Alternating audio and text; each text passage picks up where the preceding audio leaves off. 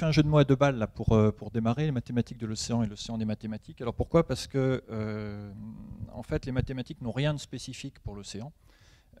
C'est un langage qui est assez universel, qu'on rencontre absolument dans la vie de tous les jours. Et donc je vais démarrer quelque chose qui n'a absolument rien à voir justement avec l'océan.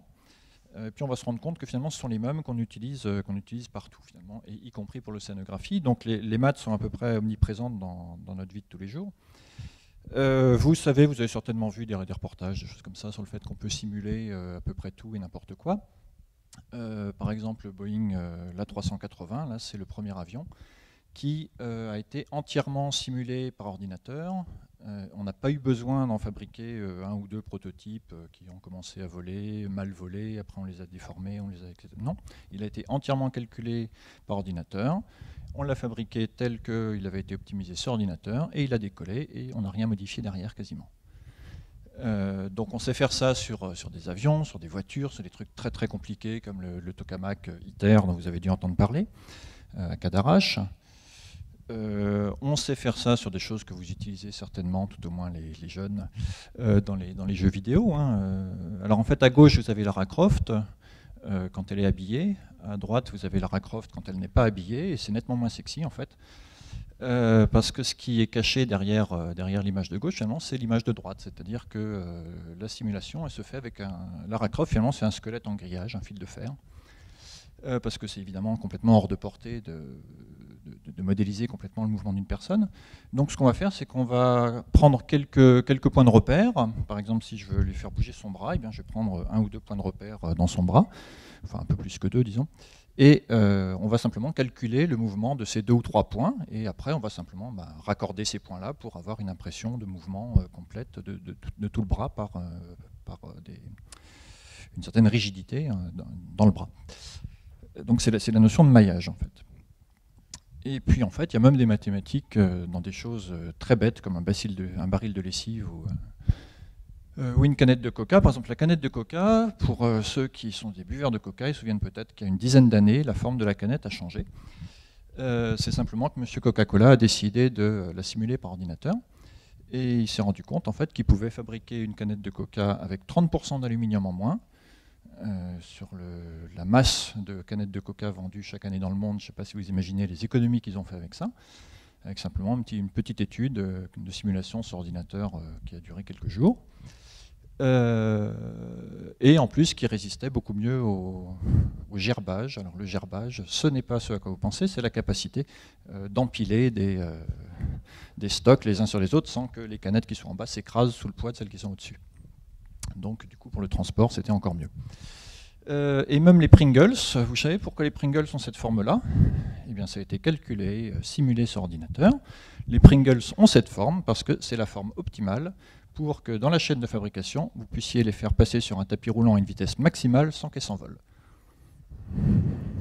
Ce qui permet d'en fabriquer beaucoup plus en 24 heures qu'une autre forme.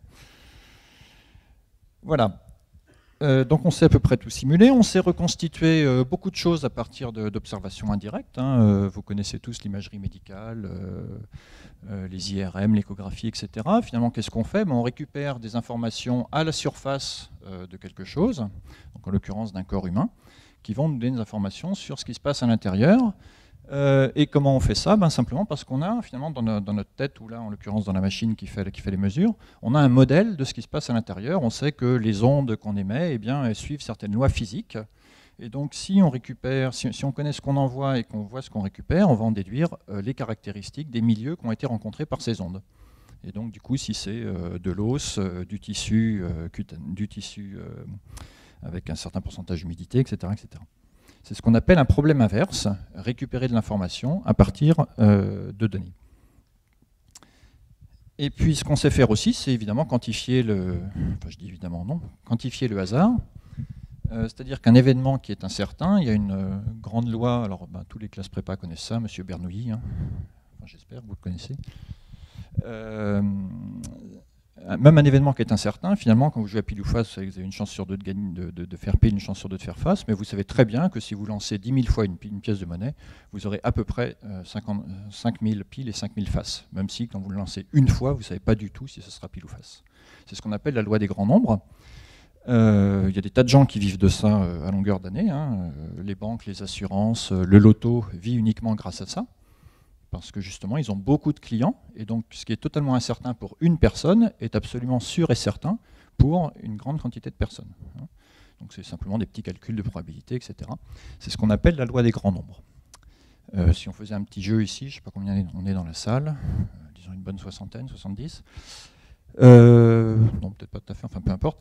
On pourrait parier, allez, disons 50 personnes. À votre avis, quelle est la probabilité qu'il y ait deux personnes qui aient le même jour anniversaire, la même date d'anniversaire? Je ne parle pas de l'année, mais simplement la même date dans l'année. Allez, 365 jours dans l'année, 50 personnes. Une chance sur... Allez. Non, personne ne se lance? Ça doit être de l'ordre de 97 ou 98% de chance. Si vous voulez tenter l'expérience, faites passer un papier, vous verrez. À la fin de l'exposé, on aura le résultat. Je suis persuadé qu'il y a au moins 3 ou 4 personnes qui ont leur même date anniversaire. Et ça, c'est des simples petits calculs de probabilité, tout bête. Donc on a ces ingrédients-là. On sait simuler à peu près n'importe quoi. On sait récupérer de l'information à partir d'observations, dès lors qu'on a un petit peu des lois physiques qui sous-tendent le truc. Et l'incertitude, c'est très bien, mais on sait s'en dépatouiller du moment qu'on a un grand nombre finalement de réalisations d'un phénomène. Et bien ça, c'est exactement ce qu'il nous faut pour modéliser par exemple les océans.